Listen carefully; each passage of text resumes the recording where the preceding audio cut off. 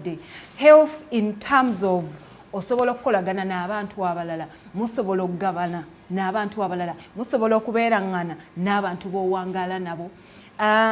Safety, nti in case of a hazard, in case computer ekubye, in case amasanyalaze gakkubye, in case waliwo ekibaddewo, omulimu gy'okolera tusobola okulabika nga buli kimu tukikwasaganya bulungi.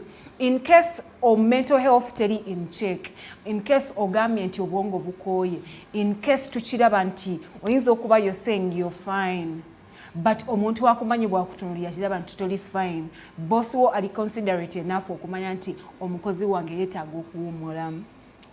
Olunaku olwaleero nga tujjaguza obanga tutunulira ebintu ebyenjawulo abakozi bye bayitamu, omuli injuries, omuli okulwala, omuli obubenje obwenjawulo, naye nga tutunulidde ne bakama baffe naffe abakozi ngaffe bwe weekuba mu torch. Are you a healthy worker? Omuntu asobola okukolagana naawe, osobola okubeerangana naawe. Tuulamu nga bw'oli awo naddala abaana bali mu corporate world nga tuvudde mu wali abayiri binti akolera wano na wali abantu abakolera mu office setting, bwe weetunulamu okolera mu healthy working environment. Are you a healthy colleague? Oba yemmwe babbuliza abalemesa abantu abalala baba baze ku mirimu gye bakolera oba gye tukolera nga mmwe bantu abakyasinza okulemesa abantu abalala oba bafuula emirimu gyabwe emizibu. Ejimu ku bintu oba ebirungi ebiri mu kubeera in a healthy environment kwe kuba nti tugenda kubeera productive and efficient.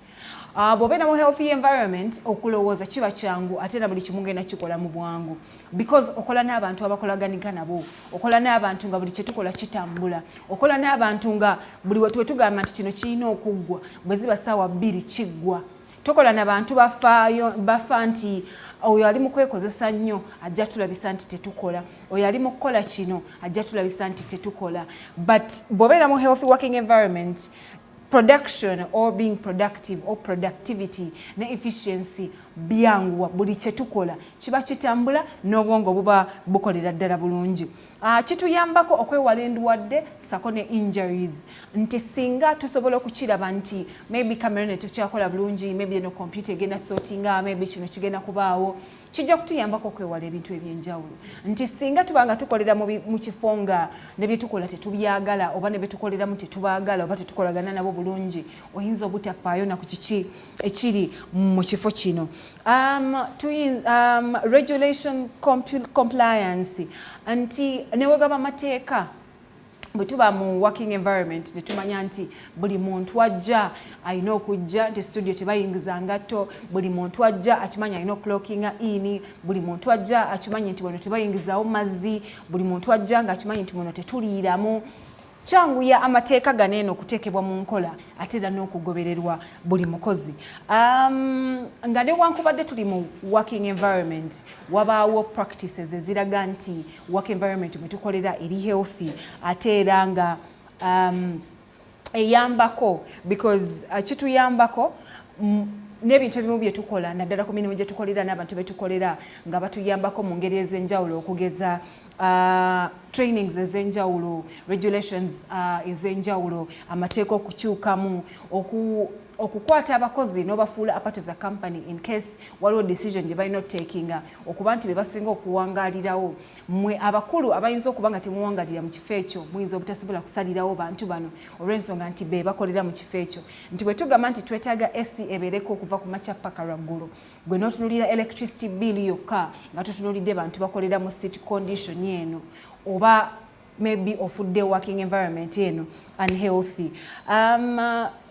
Kidevelopingawo safety culture, nti buli omu awulira nga ali safe mu environment mwawangaalira, nti bwe nawulira nga ndi safe nja sobola n'okuprotectinga omulala n'omulala chain yeyongereyo, tulabike nga ate ne company yennyini bwe ziba cameras ng'ezo tusobole ffenna okuba nti tusobola okuziprotectinga obulungi.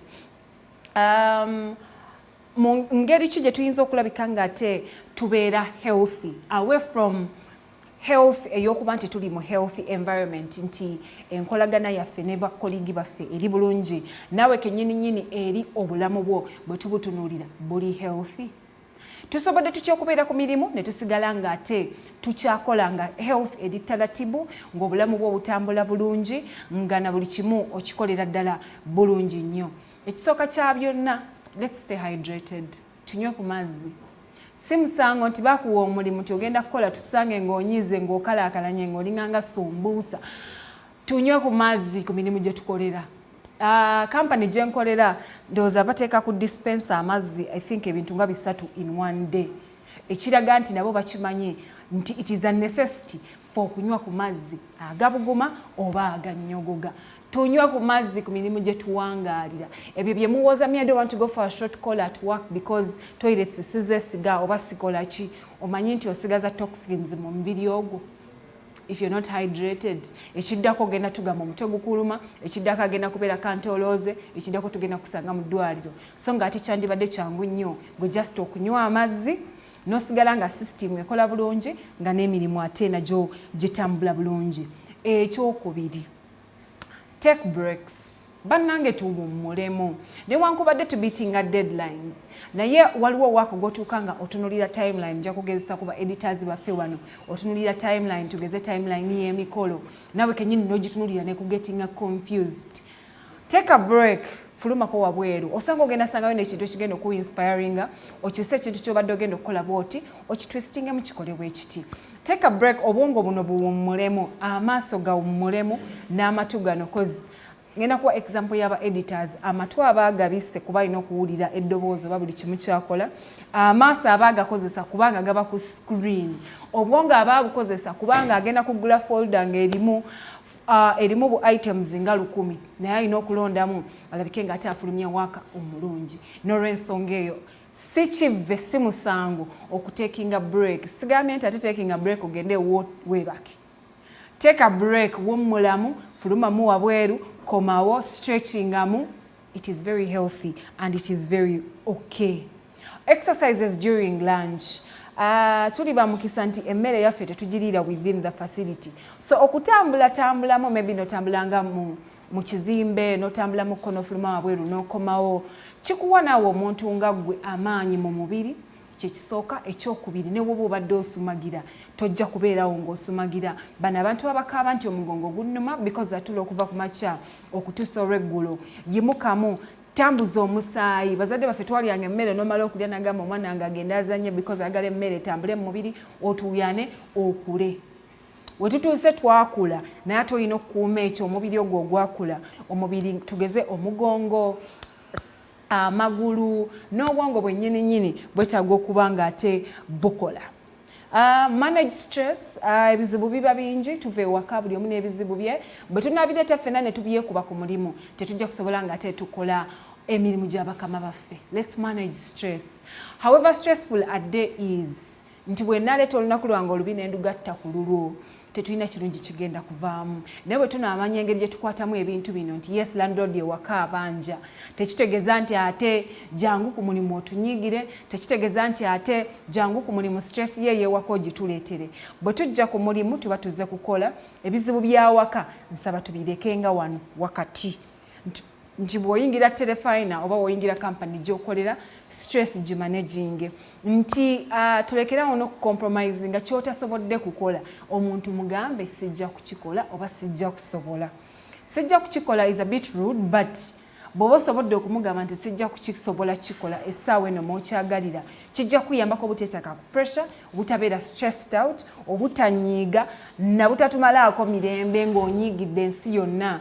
So kijja kuba kituyamba okubeera mu healthy environment. Nti nja kujja nkugamba ekyenkugamba naawe ojja ongamba ekyongamba. Si nti ffenna tetulina bizibu but kigenda tuyambako okubeera mu work environment ennungi. Connect with your colleagues. Waliwo abantu abamu abagamba mbu amani introvert ne ku mulimu najja tayogera n'abantu. Abantu abamu abatunulira nga abatali mu klaasi ye olw'okuba avuga emmotoka bweti, bano tebalina mmotoka, bano tavuga kino.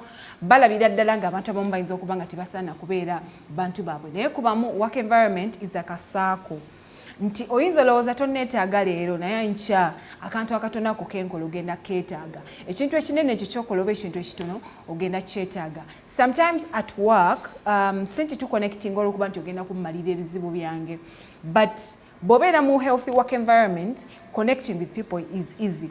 Nti ngenda kujja nsobole n'ekintu kye ndabye wabweru oba ekintu ekinnemeredde oba ekintu nzize nkwebuuzeeko kigenda kunnyanguira because we are connected. Tuyinza okuba tetuli ba mukwano but as colleagues lwaki oba toyogera na banno lwaki oba togolagana n'abantu b'owangaala nabo bw'oba wali toyagala connectinga n'abantu tewandize mu work environment cause work environment erimu abantu abasukka 10 ebiseera ebisinga company zisinga n'abantu actually ng'abantu olina connectinga n'abantu nga 2 ate ng'obamanye by name na chichi akola nomanya nti neetaaga kino ngenda wa Lawrence neetaaga kino ngenda wa gundi Lawrence ongeyo it's really healthy okulabika nga ate wofaayo. Let's prioritize self-care. Mu self-care njateekamu okwebaka, njateekamu okumanaginga stress, njateekamu nti amaaso olaba gakooye oba olina astigmatism oba light regulation genda ofune anti-glare oba light regulating specs. Mu self-care nja kuteekamu prioritizing your mental health. Nti bw'oba ekintu tokiwulira mukwano tokikaka. Bw'oba owulira weetaagamu break, talk to your boss. Omugambe nti I feel overwhelmed, I feel overworked, I need to rest. Because si musango gwo okuba nti omubiri gukooye, si musango nti obwongo bukooye, si musango nti oli anxious, because ebiseera ebisinga abasinga ababotolinga up bino byonna natasobola kwogera bamaliriza nga bali depressed ne tandika banoonya ne tumaliriza nga ate abamu mu community nze suicide. So prioritize your self-care. Nti bweba perfume ngeyo gigule bwe kiba kyekikuwa essanyu tojja ku mulimu ng'otuwunyirira all in the name of I don't have money. Tojja ku mulimu ng'ofaanana nga bw'oyagala enviri tozisaniridde engoye oyambadde by'oyagala. Prioritize self-care. Ekyo kyonna kitandika ku ndabikayo nga bwe tukulabamu. Oyinza obba otunyiigidde naye ne tugamba Lawrence awunya bulungi, ne tugamba Lawrence ng'anyumye, ne tugamba Lawrence ng'ali bulungi, Lawrence nga musanyufu. So ebyo byonna nga tubitadde ebbali. Let's prioritize self-care. Let's prioritize resting. Na mu byonna nga mmaliriza tulye ku mmere. Let's balance meals. Abantu abamu mwefuula workaholic nti omaliriza nga yandiridde ekyemisana ku saa 7 okiridde ku saa 12 n'ogatta lunch breakfast ne supper. Simanyi kiki oba olya naye mu byonna tutunuulire ne work life balance nti mu bino mulimu okuba nti away from work nti yes oli TV presenter, yes oli radio presenter, yes oli musawo. Away from work kiki kyokola? Let's balance activities. Go to the club, go to the bar, go to the beach. Kola ku bintu ebyenjawulo ebigenda okulabika nga ate bikuyambako otulo kintu kikulu tuwummule twebakire ddala. Set boundaries newankubadde omuntu mukwano gwo ku mulimu newankubadde oli boss wo leka buli omu amanye line gy'atalina ku crossinga leka buli omu amanye bw'alina okukoma mu bulamu bwo. Ngenda okukujjukiza nti *238*10# obwatule bingo. Nina emitwalo 6 oyinza okuba munnamukisa ne weetwalira emitwalo 6 oba muyinza okuba bannamukisa 3 buli omu ne yeewangulira emitwalo gye 2. Program Sumulula tukyagendera ddala maaso.